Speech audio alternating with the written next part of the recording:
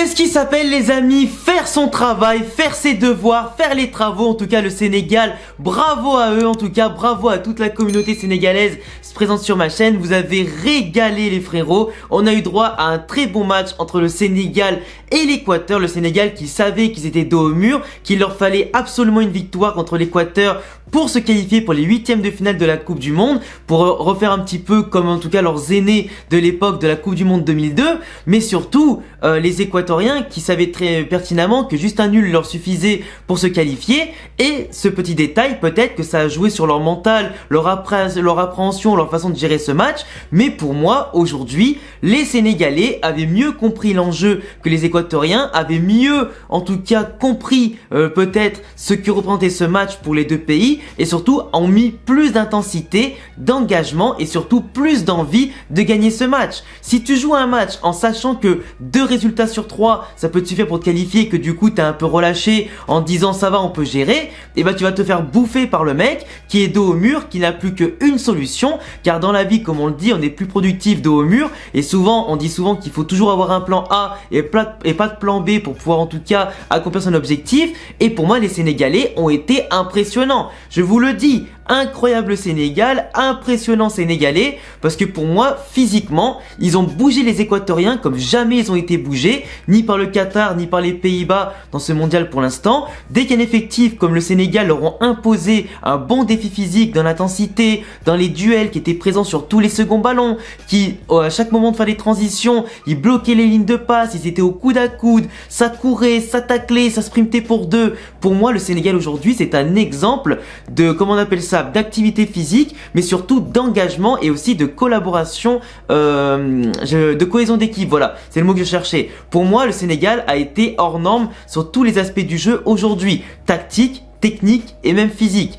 Les Équatoriens, ils m'ont même beaucoup déçu par rapport à des joueurs comme Valencia, par rapport à l'ensemble des joueurs qu'ils possèdent, qui pourtant jouent plutôt bien au football quand ils décident à jouer au ballon, plutôt que de rester sur leur ligne défensive ou de balancer les ballons devant. Ils avaient montré de belles promesses contre les Pays-Bas, contre le Qatar. Ils auraient pu passer, en tout cas, mais aujourd'hui le Sénégal mérite largement sa qualification. On a des joueurs aujourd'hui, comme Gueye qui a été impressionnant, comme Ndiaye qui est impressionnant, comme surtout Sarr qui pour moi est l'homme du match aujourd'hui côté sénégalais, parce que le mec pendant rien que la première mi-temps il a fait un boulot aux Équatoriens qui était monstrueux. Là aujourd'hui les Équatoriens ils étaient limite tenus en laisse, tu vois.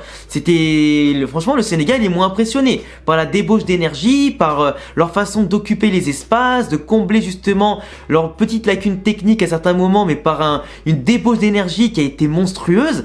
Vraiment ils étaient partout. En plus avec une solidité défensive qui était ultra compacte, avec une façon de se projeter vers l'avant qui était vraiment intéressante et qui a bloqué déjà de une les tactiques offensives de l'Équateur, qui a dû se replier très vite, mais souvent ils étaient pris à défaut par la vitesse du coup des Sénégalais et leur impact physique et leur capacité de percussion aussi. Pour moi en plus dès le début du match, pendant les 20 premières minutes, franchement si le Sénégal avait ouvert le score pendant les 20 premières minutes, pourquoi pas marquer 2 buts, par rapport aux situations qu'ils ont eues, par rapport aux tirs qu'ils ont pu avoir, les bonnes mises en situation globalement qui sont créées, franchement c'était mérité, hein. Et moi sur l'ensemble de la première mi-temps, pour moi c'était largement mérité ce qui s'est passé.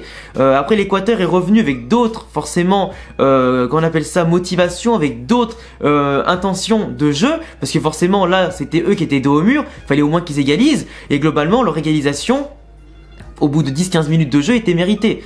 Le Sénégal qui était rentré avec peut-être un peu moins de confiance, avec un peu plus, pas forcément de la confiance, mais qui était un peu plus serein en menant 1-0, et qui ont reculé un peu, qui se sont dit ça y est on mène 1-0, on va attendre que l'Équateur se découvre pour profiter des espaces, mais globalement c'était pas la bonne approche. Et du coup l'Équateur, quand ils ont commencé à remettre un peu plus le pied sur le ballon, qu'ils ont un peu plus appuyer sur leur technique pour simplement dominer un peu plus le ballon et simplement aussi gagner plus de duels dans l'engagement, avec une envie qui était un peu plus retrouvée qu'au début du match, globalement les Sénégalais ont reculé et prennent un but sur coup de pied arrêté, phase normalement qui leur porte actuellement pas forcément chance. Mais en plus peut-être le paradoxe de tout ça, c'est que sur l'action d'après, quasiment sur les 2 minutes qui ont suivi, on a coup franc, centre, remise d'un joueur équatorien sur le capitaine Koulibaly, qui a une magnifique reprise du pied droit qui vient se loger dans le petit filet à gauche. c'était parfait. Et comme il le dit sur le but, en se touchant la tête comme ça, c'est le mental qui compte dans ces moments-là. Et c'est pour ça que j'ai tweeté dans la foulée du but, mais incroyable Sénégalais et vraiment un mental d'acier. Parce que quand t'es là, tu sais que t'es dos au mur, tu mènes 1-0, tous tes efforts sont pas forcément récompensés parce que t'as ouvert que une fois le score et que t'as pas continué de marquer derrière. Que tu prends un but en plus dès le début de seconde mi-temps avec des Équatoriens qui n'ont globalement joué que peut-être 15-20 minutes sur 60 minutes de jeu, tu te dis bon, comment faire pour relancer la situation? Là les Sénégalais, bam, ils marquent le deuxième but derrière, ils reprennent l'avantage. C'est à ce moment-là que les joueurs d'expérience, les grands capitaines, les joueurs qui peuvent apporter ce surplus de talent, de détermination, tu vois, et de coronesse comme on dit, qui peuvent t'aider justement à sortir de ton dos du mur et surtout t'imposer définitivement quoi. Parce que là, le Sénégal pour le coup à 1-0 ils étaient ultra sereins, à 1-1 ça commençait à vaciller, mais vraiment dès le deuxième but marqué, ça y est, le Sénégal ils sont repartis derrière, ils ont compris que c'était eux les maîtres du match, que c'était eux les patrons, parce que pour moi il n'y a pas photo. Sur ce match là, tu me dis qui méritait le plus largement de se qualifier entre le Sénégal et l'Équateur, je te réponds 1000 fois le Sénégal. Parce que ça y est, eux ils ont mis tout ce qu'ils avaient, ils ont mis leur trip, ça se voyait qu'ils étaient fiers en tout cas d'être là, qu'ils comptaient pas s'arrêter là surtout, et pour moi c'est ce qui compte. C'est ce qui compte. Pour moi, l'équipe qui a le plus voulu jouer au football, qui a le plus tenté de choses et qui a su être de vrais guerriers sur le terrain, c'était les Sénégalais. Mais globalement, ouais, les individualités de part et d'autre sont assez équivalentes en termes de talent, etc. Mais pour moi, aujourd'hui, la discipline, la rigueur et tout ça était largement côté Sénégal. Il n'y a pas eu trop de faits de jeu douteux. Déjà, certains disent aussi notamment qu'il y avait eu peut-être pas penalty, etc. Mais bien sûr que si, il y a penalty. Sarr, il est en train d'être dans la surface, il passe son vis-à-vis, il a le ballon certes qui avait prolongé un peu sa course, mais il se fait tamponner. Le mec ne joue absolument pas le ballon. T'es dans la surface. Épaule, pas épaule, et là c'était vraiment pas du tout l'épaule. Frère, tu joues pas le ballon, tu fais une giga obstruction dans la course de l'autre, sans te soucier du ballon, y a faute. Terminé. En plus, il le met magnifiquement plat du pied, petit filet, sur la droite de la cage. C'était beau. C'était beau, de la sérénité, parce que là, franchement, quand tu sais que ton penalty peut être celui de la qualification, faut avoir non seulement des coronesses, mais le mental pour le mettre. Et globalement, en plus, il s'est fait justice lui-même. Donc c'est parfait. Mais globalement, ouais, le Sénégal, franchement, bravo à l'entraîneur qui a su bien gérer ses troupes, qui a su aussi apporter du sang frais quand il le fallait, qui a su en tout cas les remobiliser directement, tout ça, qui a su aussi les canaliser après le deuxième but. Koulibaly, impressionnant défenseur, trop sous-coté à chaque fois comme on le dit, hein. Mais ce mec-là, il est monstrueux, il l'a encore prouvé. En plus, je crois que c'est son premier but en sélection et franchement, il vient pile au bon moment, tu vois. Mais ouais, franchement, il y a très peu de joueurs qui m'ont déçu côté sénégalais aujourd'hui, mais la déception, elle est plus côté équatorien.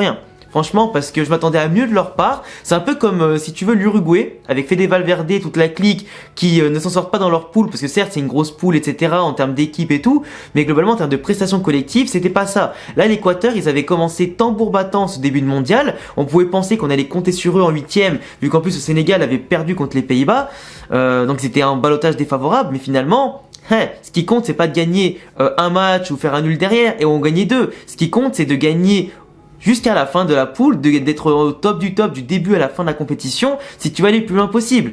Tu peux pas te permettre de trébucher, de trop lâcher quand ça y est, t'es un peu devant. C'est terminé. Là, c'est pas la petite coupe du quartier. Là, on est vraiment à la coupe du monde. L'exigence, elle se fait au niveau de la motivation, de la rigueur, du sérieux des joueurs, de simplement leur implication, leur professionnalisme, et aussi de la première minute jusqu'aux derniers instants sifflés par l'arbitre. Et globalement, là, le fait en plus que les Équatoriens, ils sont relâchés directement après le but et qu'ils ont pris du coup le deuxième derrière, globalement ça leur a mis un coup de masse suisse, ils s'en sont pas relevés. Ils ont tenté après derrière, mais ils ont pas eu d'occasion si franche que ça, ils ont pas été si percutants que ça.